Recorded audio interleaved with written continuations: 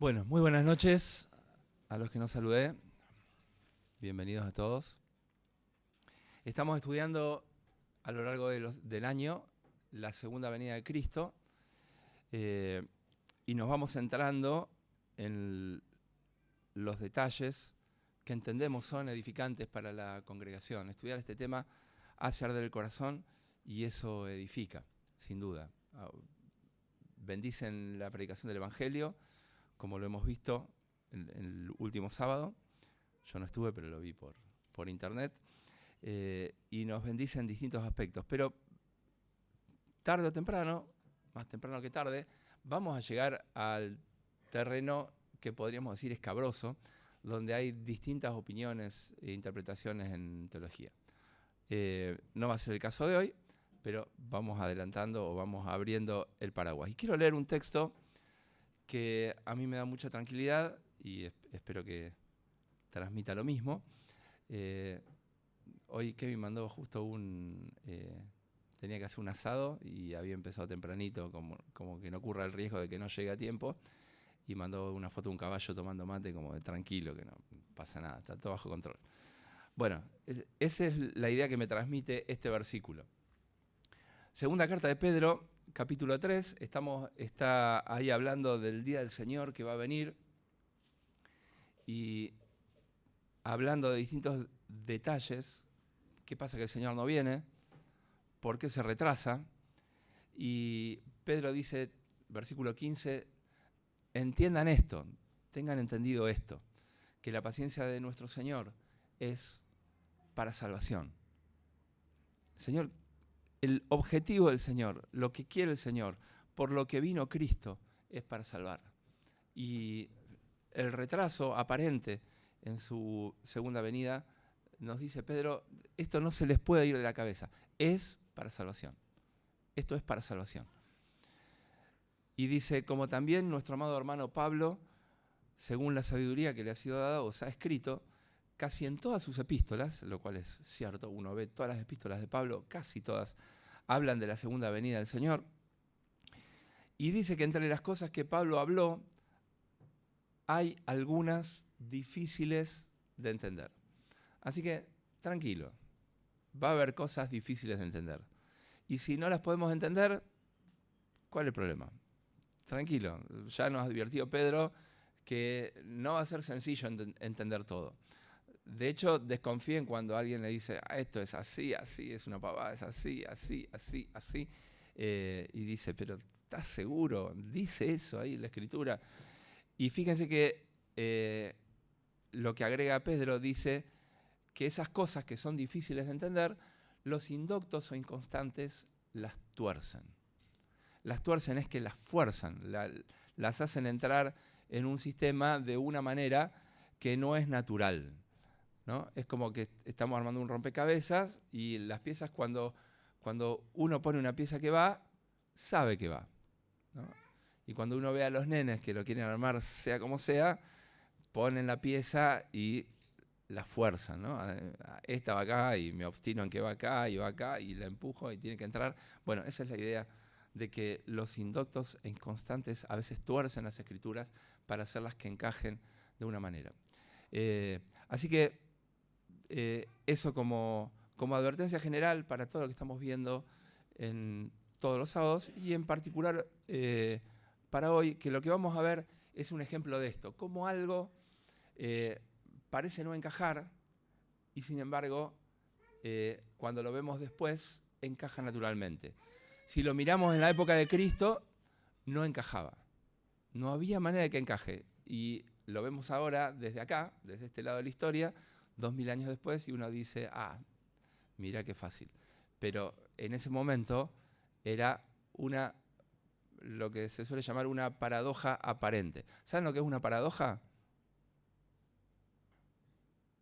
¿Alguien que lo diga, de los que saben, así sencillamente?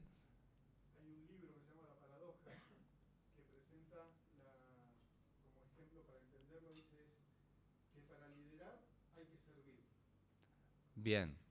Bueno, un ejemplo bien bíblico. Y ya que estamos ahí, podemos ir a de Pablo, dice, cuando soy débil, entonces soy fuerte. Esa es una paradoja o una aparente paradoja. Dice, bueno, ¿cómo? ¿Qué me estás queriendo decir? Y hay cosas que, si uno las piensa de una manera, parecen dar un resultado, y uno las piensa de otra manera y dan un resultado distinto. Esto para los docentes es muy bueno, porque cuando uno transmite a los alumnos una paradoja aparente, se nos vuela la cabeza, porque decimos, o esto está bien o esto está bien. No, las dos cosas juntas no pueden ser. Hay algo que no estoy entendiendo bien, y eso hace a que uno se replantee qué estoy pensando mal, qué estoy razonando mal, cuál de los dos razonamientos está mal. Y el Señor, que era un maestro brillante, nos pone sobre la mesa una aparente paradoja. Y al ponerla sobre la mesa, esta paradoja aparente, ya nadie más le preguntó más nada. Así que vamos a ir a ese texto, Mateo, capítulo 22.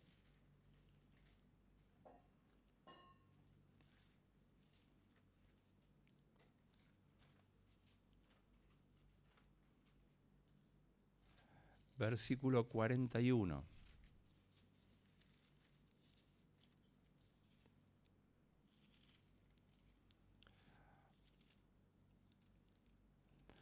Bueno, ahora leo este texto, pero los quiero poner en contexto.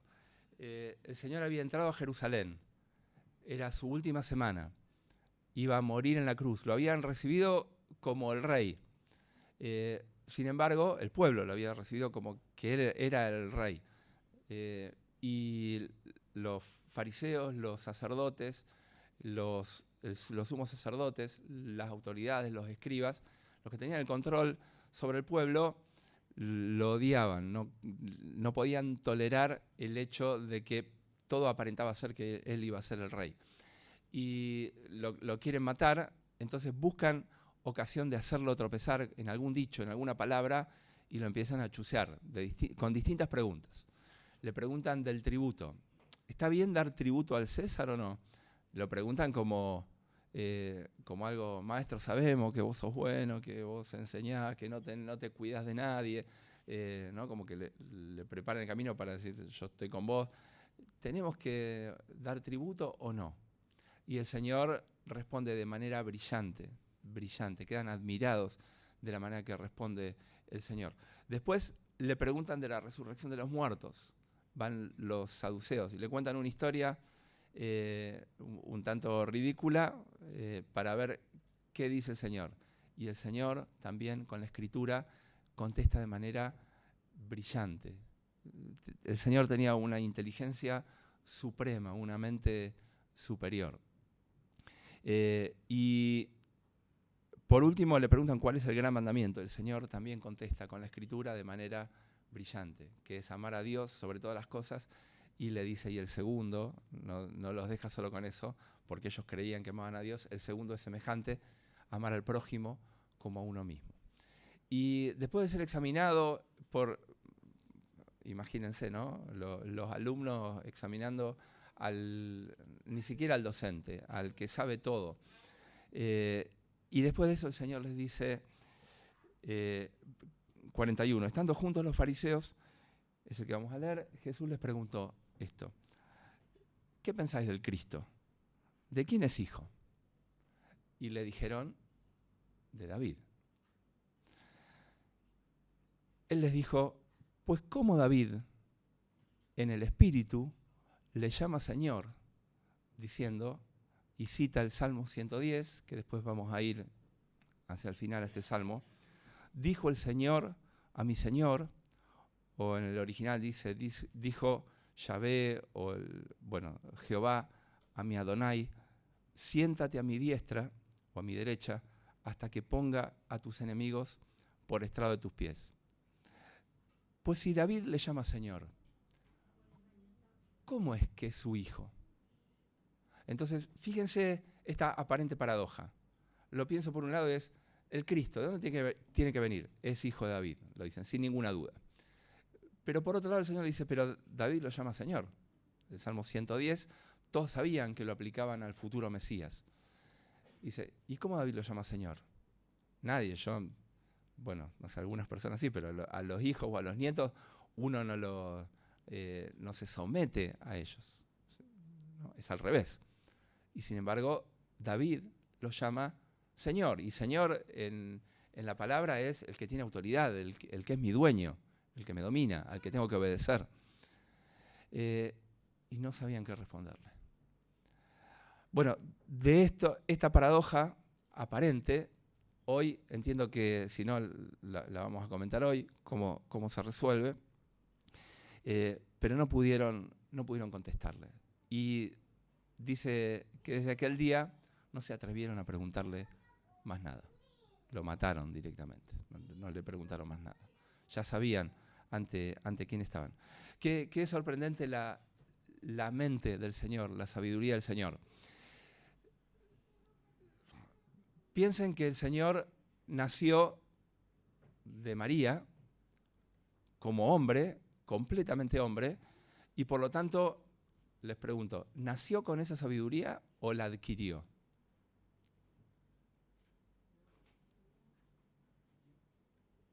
Qué pregunta difícil, ¿no? Cuando nació, ¿sabía caminar y disimuló para ser como los demás hombres o aprendió a caminar? Bien, la palabra nos dice que crecía en todos los aspectos, físicamente, en sabiduría y en gracia delante de Dios y de los hombres, socialmente y con la comunión con Dios. Así que la sabiduría del Señor la fue adquiriendo. Cuando estaba con los sacerdotes en el templo y era niño, les preguntaba y los sacerdotes se asombraban de él, de las preguntas que hacía y también de sus respuestas. El Señor estaba aprendiendo, estaba procesando. Es como la IA que aprende, la IA pobre, aprende preguntándonos a nosotros, ¿no? Cuando nosotros le preguntamos y le marcamos qué respuestas son correctas, va aumentando su sabiduría en la medida que va aprendiendo de la gente. Pero el Señor aprendía de la palabra de Dios. El Señor se tomaba sus tiempos y se iba a estar a solas con el Padre. El Señor meditaba en la palabra, pasaba noches orando a Dios. Estaba en soledad con el Padre, aprendía de Él. ¿Quién usa la IA para aprender? Yo levanto la mano, ¿la uso en el trabajo? La uso. ¿Quién la usa para aprender algunas cosas? Yo la uso. ¿Quién usa la IE para aprender? La IE, ¿saben qué es la IE? Colosenses capítulo 1.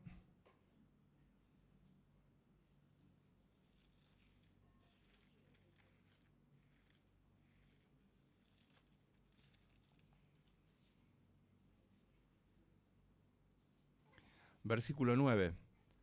Pablo dice, desde el día que lo oímos, no cesamos de orar por vosotros y de pedir que seáis llenos del conocimiento de su voluntad en toda sabiduría e inteligencia espiritual. Ahí tienen, la IE. Así creció el Señor, con esa IE, con el Padre, en intimidad. Un proceso más largo, que lleva su tiempo, pero que da su fruto. Bueno, el Señor era brillante en sabiduría. Así que tenemos esta paradoja. Por un lado, hijo de David, y por otro lado, es el Señor que está en el Salmo 110 a la diestra del Padre. ¿Cómo un hijo de David está sentado a la diestra del Padre? Nosotros sabemos la respuesta, creo, la mayoría de nosotros, pero imagínense en ese momento. No tenían manera de imaginarse cómo el Mesías cumplía estas dos cosas a la vez. Hay dos conjuntos de profecías en el Antiguo Testamento, uno diciendo que Jesús es el descendiente de David, que iba a ser rey sobre Israel. Su reino iba a ser un reino eterno, que no iba a tener fin, que iba a someter a todos sus enemigos, que no solo iba a ser rey sobre Israel, que iba a ser rey sobre toda la tierra, y que cuando él reinara, las condiciones de la tierra, no solamente iba a gobernar sobre el pueblo, sino que las condiciones de la tierra iban a ser restauradas a como era al principio de la creación. El lobo iba a morar con el cordero, el león como el buey iba a comer pasto, como fue al principio. Los animales no se iban a matar unos a otros. Eso en el reinado del Mesías. Todas profecías que hablaban de eso sobre el hijo de David. Pero para ser dulce, profecías que hablan de eso. Voy a leer una, después les digo algunas más. Segundo libro de Samuel, capítulo 7.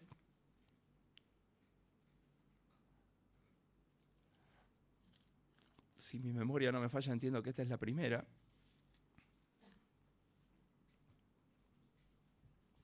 Bueno, porque antes de David no se podía decir que era descendiente de David, tiene que haber estado David, así que debe ser la primera. Segundo libro de Samuel, capítulo 7, versículo 12, le dice Natán a David la profecía de Dios para él. Y dice, cuando tus días sean cumplidos y duermas con tus padres, yo levantaré después de ti a uno de tu linaje, el cual procederá de tus entrañas, y afirmaré su reino. Él edificará casa a mi nombre, yo afirmaré para siempre el trono de su reino. Este no fue Salomón, parecía que iba a ser Salomón, pero no fue Salomón, porque no se afirmó para siempre el trono de su reino.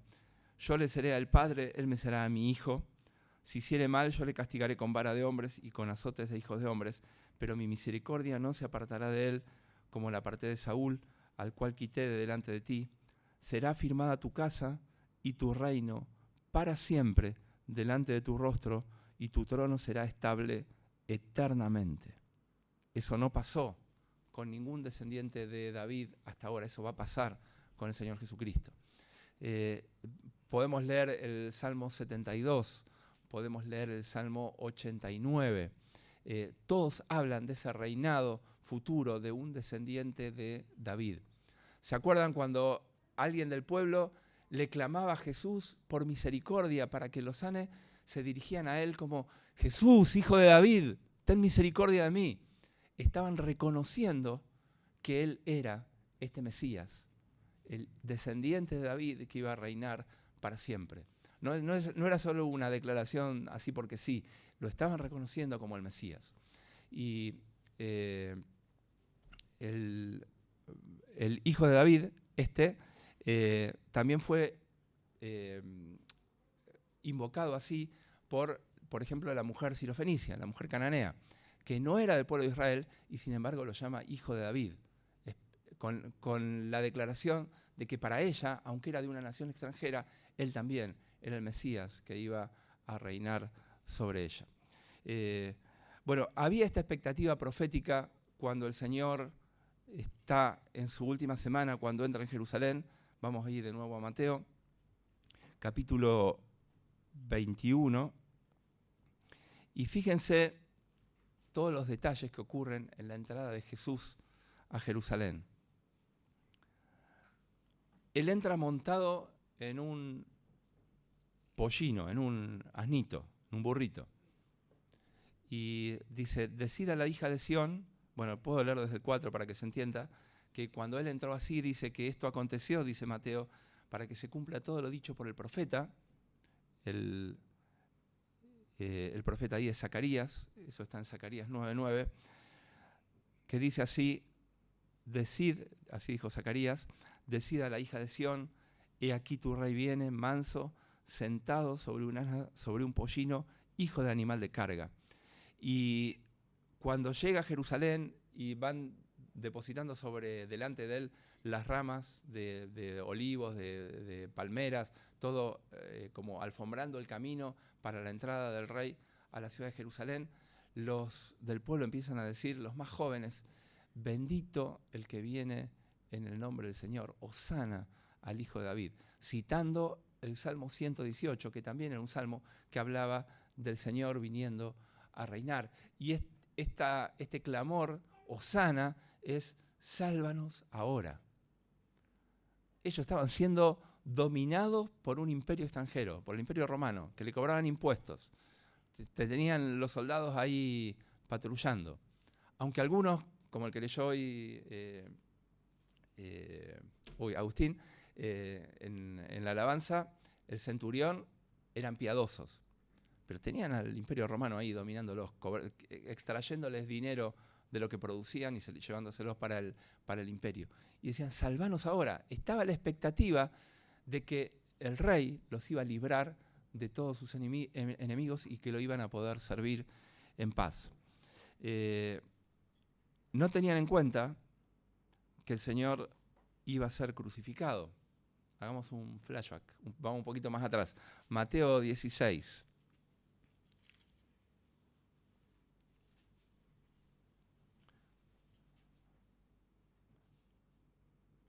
El Señor le dice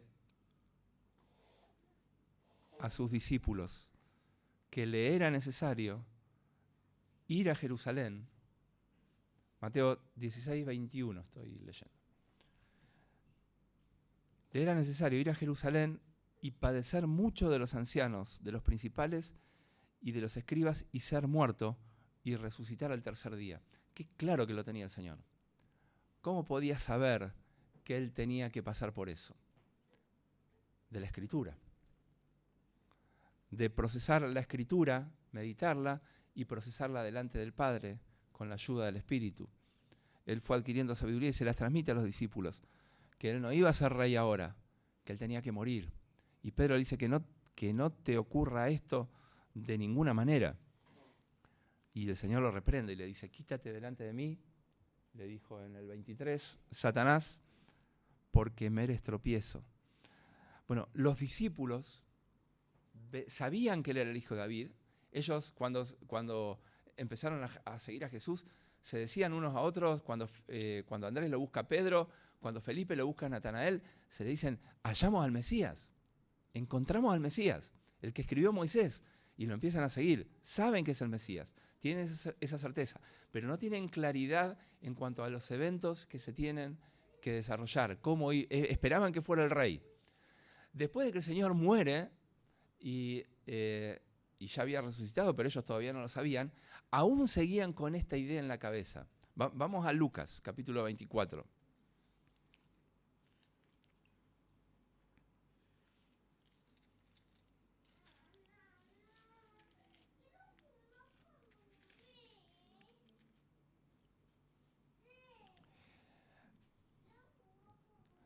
Están charlando con Jesús resucitado y no lo saben, no se han dado cuenta.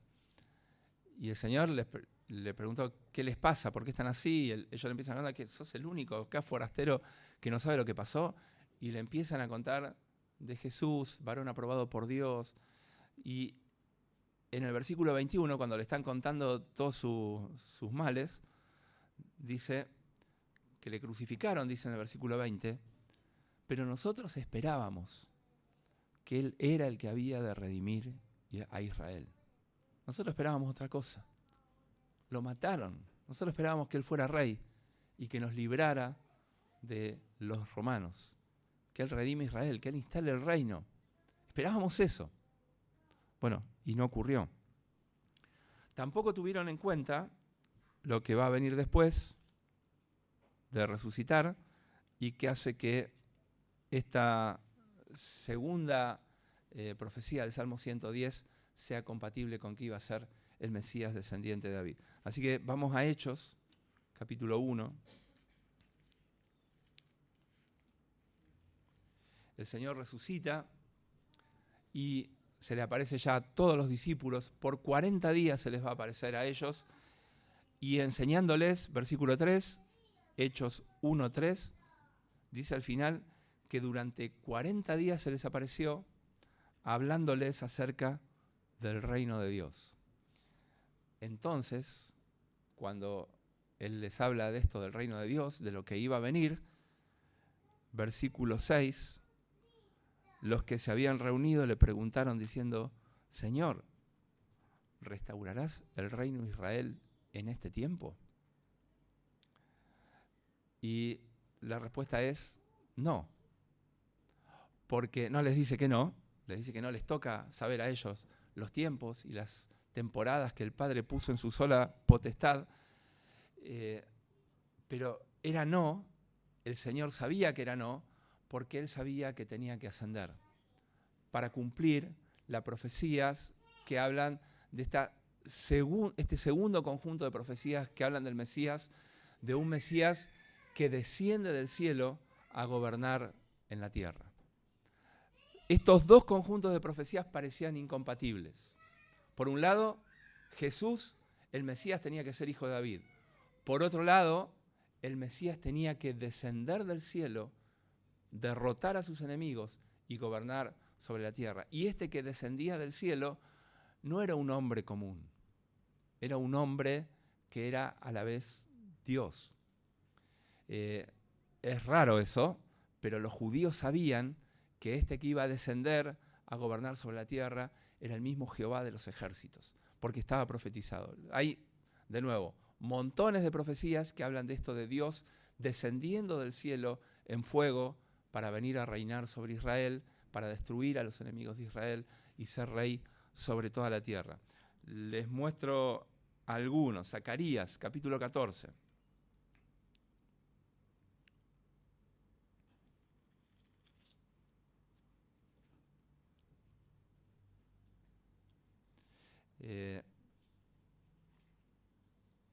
Bueno, iba a leer 2 o 3 versículos, pero tenemos el tiempo, vale la pena leerlo. Son 9 versículos, tampoco es tan largo. Versículo 1. He aquí, el día de Jehová viene, y en medio de ti serán repartidos tus despojos. Porque yo reuniré, dice Dios, a todas las naciones para combatir contra Jerusalén. Y la ciudad será tomada, serán saqueadas las casas, violadas las mujeres. La mitad de la ciudad irá en cautiverio, mas el resto del pueblo no será cortado de la ciudad. Después, esto es una profecía que todavía no está cumplida, que se tiene que cumplir. Después, dice, saldrá Jehová y peleará con aquellas naciones como peleó en el día de la batalla, en el Antiguo Testamento, en las batallas que peleó el Señor interviniendo directamente. Y se afirmarán sus pies, los pies de Jehová, sobre el monte de los olivos, que está enfrente de Jerusalén, al oriente, el monte de donde el Señor ascendió. Y le dijeron los ángeles a los discípulos, así como lo vieron ir, así volverá.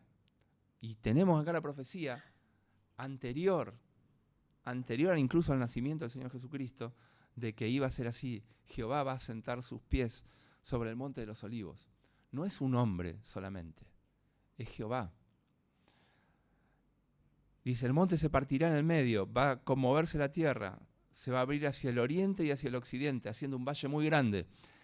Y la mitad del monte se apartará hacia el norte y la otra mitad hacia el sur. Y van a huir del valle al valle de los montes, porque el valle de los montes llegará hasta, dice unos lugares que para nosotros nos son un poco ajenos. Versículo 7. Será un día cual es conocido de Jehová, que no será ni día ni noche, pero sucederá que al caer la tarde habrá luz.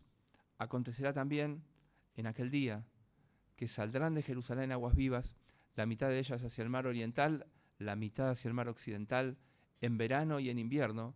Y el versículo 9, y Jehová será rey sobre toda la tierra. Este es Jehová, rey sobre toda la tierra. ¿Cómo es compatible esto con que va a ser un descendiente de David? Daniel capítulo 7, y este es de las tantas profecías que hablan de esto, es la última que voy a leer.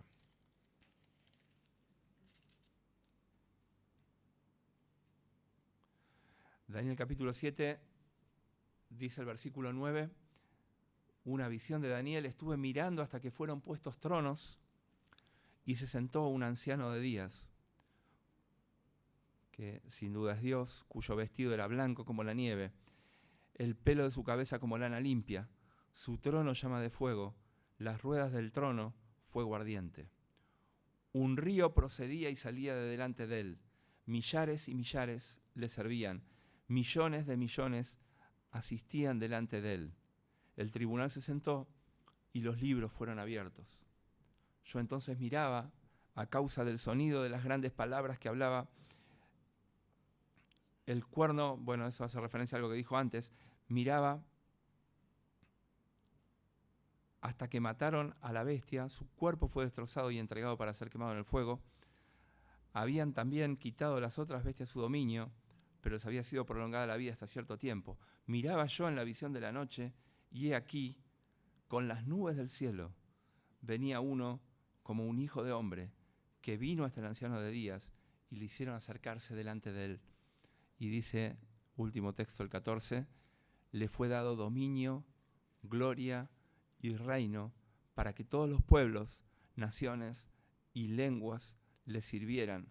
Su dominio es dominio eterno, que nunca más pasará, y su reino uno, que nunca será destruido. El Señor sabía quién era Él. Lo fue aprendiendo en la medida que creció, lo fue aprendiendo en la medida que estudiaba las Escrituras, lo fue aprendiendo en la medida que tenía comunión con el Padre, y Él sabía que tenía que descender del cielo, que Él era Dios mismo hecho carne, que tenía que primero morir, después resucitar, después ascender, para en un momento que estamos esperando ansiosamente volver en las nubes del cielo con todos sus santos para reinar sobre la tierra. Fíjense Mateo capítulo 23. Volvemos a donde estábamos al principio. Después de hacer callar a todos, el Señor da un discurso muy duro contra los religiosos, contra los que lo iban a crucificar, contra los que se habían apoderado de la religión de Dios, del culto de Dios, del pueblo de Dios, de la ley de Dios. Y después de dar ese discurso muy duro, llamándolos hipócritas, todo el capítulo 23, al final del capítulo 23, dice, versículo 39, el último versículo del capítulo 23, os digo que desde ahora no me veréis hasta que digáis, bendito el que viene en el nombre del Señor. Cuando lo vean venir en las nubes del cielo. Al Señor después lo traiciona Judas, lo detienen y le hacen un juicio, y en ese juicio, Mateo capítulo 26, delante del concilio, de esta gente a la que el Señor había acusado, le preguntan. El Señor no contestaba nada, hasta que le hacen una pregunta, esta, Mateo 26, 63. Habían levantado falsos testigos, y en un momento el sumo sacerdote le dice, te conjuro por el Dios viviente que nos digas si tú eres el Cristo, el Hijo de Dios. Y el Señor le dice, tú lo has dicho. Y además os digo que desde ahora veréis al Hijo del Hombre sentado a la diestra del poder de Dios y viniendo en las nubes del cielo. Él les dice, no solo soy el Cristo, soy el que va a venir desde el cielo, el que va a estar a la diestra del Padre. Y cuando oye eso el sumo sacerdote, él sabe que esa posición del Hijo del Hombre que venía desde el cielo, que nombró Daniel, era Dios mismo viniendo a reinar.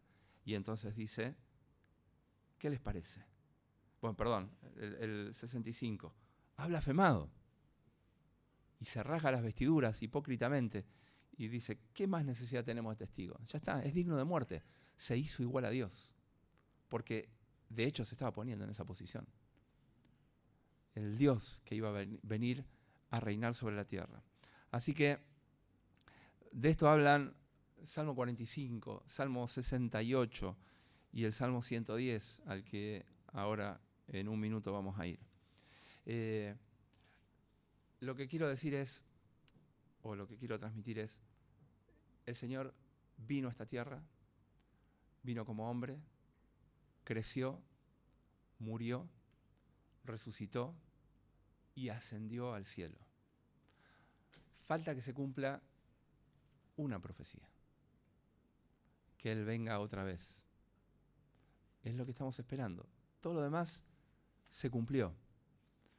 Falta eso, que el Señor haya ascendido al cielo, tiene la trascendencia de que ahora puede cumplir esta última profecía, que está en todo el Antiguo Testamento, que el Señor va a descender del cielo para reinar sobre la tierra. Va a descender con todos sus santos, lo dice la Escritura, con todos sus ángeles, lo dice la Escritura, y va a instalar su reino sobre la tierra. Hebreos dice, no lo busquen, lo leo yo, haciendo referencia al Salmo 8, que dice que el Señor sujetó todas las cosas bajo el hombre. El escritor de Hebreos lo interpreta como que está hablando de Cristo y dice, todavía no vemos que todas las cosas le estén sujetas. Todavía no lo vemos, pero vemos a Jesús coronado de gloria y de honra. Está a la diestra del Padre. Todavía no hizo el último movimiento, pero está en el anteúltimo. Está coronado de gloria y de honra al lado del Padre. Hebreos 10, ese sí, lo quiero leer.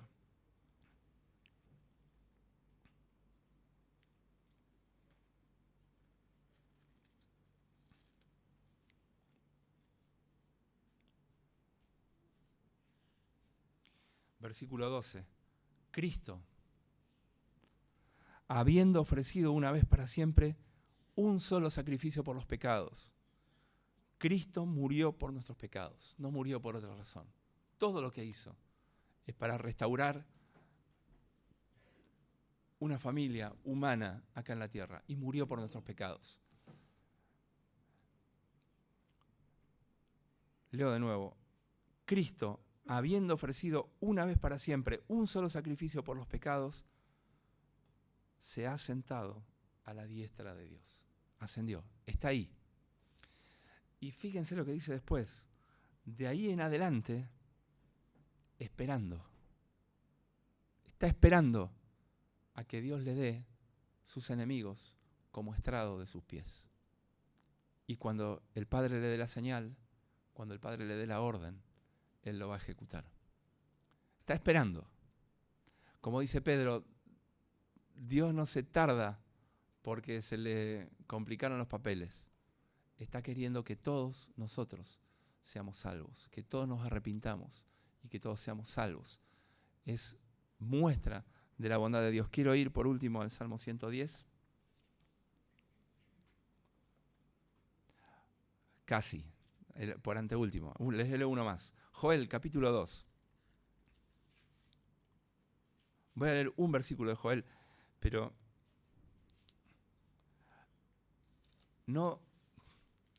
a mí no me termina de asombrar, lo dejo como tarea para el hogar, no me termina de asombrar la precisión de la palabra en algunas cosas. Joel, capítulo 1, empieza con una visión de una plaga de langostas que iba a venir sobre Israel. Y como pasa siempre en la profecía, uno ve una profecía local para ese tiempo, aplicable para el pueblo sobre el que predicó Joel, pero en un momento el Espíritu no solo le da profecía para esa época, sino que lo transporta al futuro y ve algo análogo. Ve un ejército, pero no de langostas, ve otro ejército viniendo sobre Jerusalén en los tiempos del fin. Y si ustedes lo lean el capítulo 2, y cuando ve este ejército, Joel describe un ejército que se parece mucho. Imagínense un hombre de esa época escribiendo que ve en visión un ejército de robots como lo de la empresa Boston Dynamics. No sé si vieron algunos robots, que ahora hay robots que son parte de un ejército no tripulado, conducidos por IA. Bueno, eso ya está presente. Pero imagínense viendo esto Joel anticipadamente, este ejército, y dice su aspecto del ejército como de caballos, no dije dónde estoy, ¿no? 2:4, Joel 2:4. Su aspecto, el del ejército, como de caballos, y como gente de a caballo correrán, como estruendo de carros saltarán sobre las cumbres de los montes.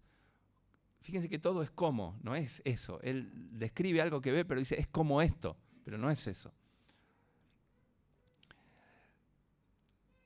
Bueno, versículo 6. Delante de él, delante de este ejército, temerán los pueblos, se pondrán pálidos todos los semblantes.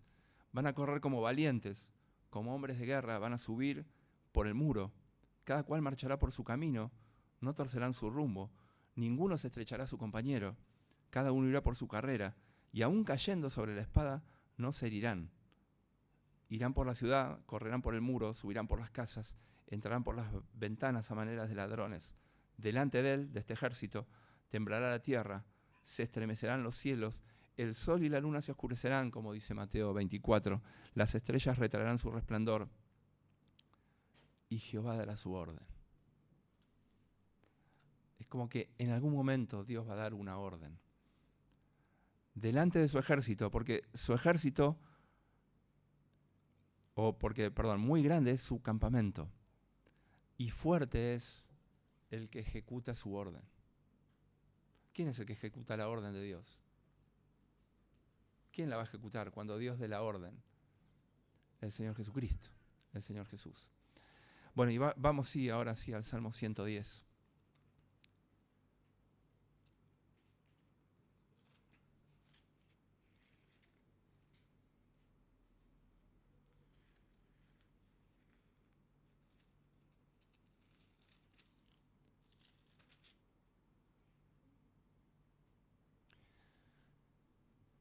Dice la Escritura, dijo Jehová a mi Señor, o Jehová dijo a mi Adonai, a mi Señor.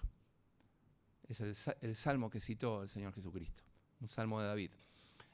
Siéntate a mi diestra hasta que ponga a tus enemigos por estrado de tus pies. Eso ya ocurrió con la ascensión. El Señor está en gloria al lado del Padre.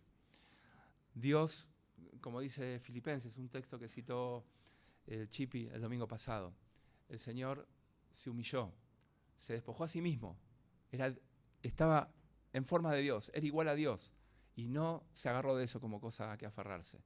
Se despojó a sí mismo, tomando una condición de siervo, hecho semejante a los hombres. Y además, estando en la condición de hombre, se humilló más todavía, yendo hasta la muerte, y no cualquier muerte, sino la muerte de cruz, la muerte de un delincuente, por nuestros pecados. El Señor murió por nosotros, el Señor nos amó. Por lo cual, dice Pablo, Dios le dio un nombre, o Dios lo exaltó hasta lo sumo, y le dio un nombre que es sobre todo nombre, para que en el nombre de Jesús se doble toda rodilla, de los que están en los cielos, en la tierra y debajo de la tierra. Eso va a ocurrir, todos se van a inclinar ante el Señor. La pregunta es, vos, es de hecho la misma pregunta que hizo Agustín al principio cuando nos dirigía en la alabanza, pero desde otro ángulo. ¿Vos ya doblaste tu rodilla delante del Señor Jesús? ¿Lo reconoces como el Señor? Cuando Pablo se convirtió, él era alguien colérico, empecinado, directo, nadie lo desviaba. Pero cuando se cruzó con el Señor Jesús, cayó a tierra y dijo, Señor, ¿qué tengo que hacer? Se rindió. Ese hecho ya ocurrió en tu vida. El versículo 2 dice, Jehová extenderá desde Sión la vara de tu poder. Señor reina en la iglesia. Tiene una vara, su dominio, su cetro sobre la iglesia. Lo hemos reconocido, Señor. Él es nuestro Señor. Pero esa vara se va a extender desde la iglesia hacia toda la tierra. Y Dios va a dar la orden. Y ahí la tenemos escrita.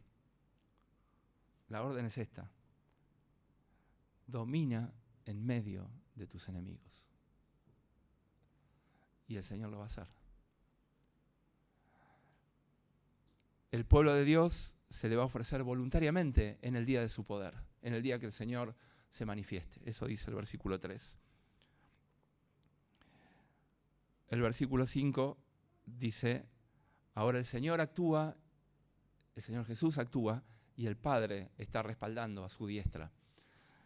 Y quebrantará a los reyes en el día de su ira, juzgará entre las naciones, las llenará de cadáveres, quebrantará las cabezas en muchas tierras. ¿Quién se imagina así al Señor Jesucristo? ¿Quién se imagina así al Señor Jesucristo?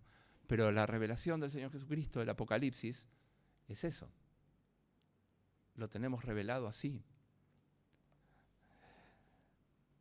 Por eso,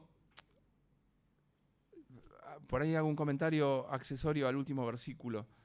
El último versículo nos recuerda la historia de Gedeón, de los que bebieron del arroyo sin inclinarse para recuperar fuerzas. Va a ser como en ese día. Un ejército aparentemente pequeño, su iglesia, su pueblo, que ni iba a pelear, como no peleó los 300 que fueron con Gedeón. Simplemente Dios hizo que la espada de cada uno se volviera contra su enemigo y se mataron entre ellos. Así va a ser en el tiempo del fin. Muchas historias del Antiguo Testamento son referidas cuando el Señor nos enseña de su segunda venida a través de la palabra. Pero quiero volver a esto. Toda rodilla se va a doblar delante de Él. Lo dice este salmo. Y la invitación es a que si no lo hiciste todavía, que lo hagas ahora. Señor murió por tus pecados. Señor quiere perdonar tus pecados como perdonó los míos. Un día yo me quebré delante del Señor y le dije que sea mi Señor. Eso te pedimos, que hagas esto, que creas que murió por tus pecados, que lo reconozcas como el Señor, que le pidas que sea el amo de tu vida, que a partir de ahora querés seguir su camino en todo, obediente en todo, que no te querés apartar de Él, que te imponga las condiciones de paz. El Señor dijo, ¿qué rey, cuando viene otro rey para luchar contra Él, no considera si primero tiene todo lo necesario para hacerle frente? El rey viene, el Señor Jesucristo viene. Job dice, ¿quién se endureció contra Dios y le fue bien? No te endurezcas contra Dios, rendite lo antes posible. Un día todos se van a rendir delante de Él, todos van a doblar las rodillas delante de Él. Pero ahora, todavía hoy, es día de salvación. El Señor quiere que lo reconozcas como Señor y Salvador, como el Rey de tu vida. Ahora, quebrantate delante de Él, invócalo y decirle, Señor, me rindo. Señor, quiero que seas el dueño de mi vida, quiero que perdones mis pecados, quiero obedecerte. ¿Qué tengo que hacer? Quiero ser tuyo. Bueno, amén, que lo puedas hacer en esta noche. No te vayas, si no lo hiciste, hacelo y sé parte de esta congregación, de lo que esperamos, que el Señor vuelva pronto. Bueno, amén, que Dios bendiga su palabra.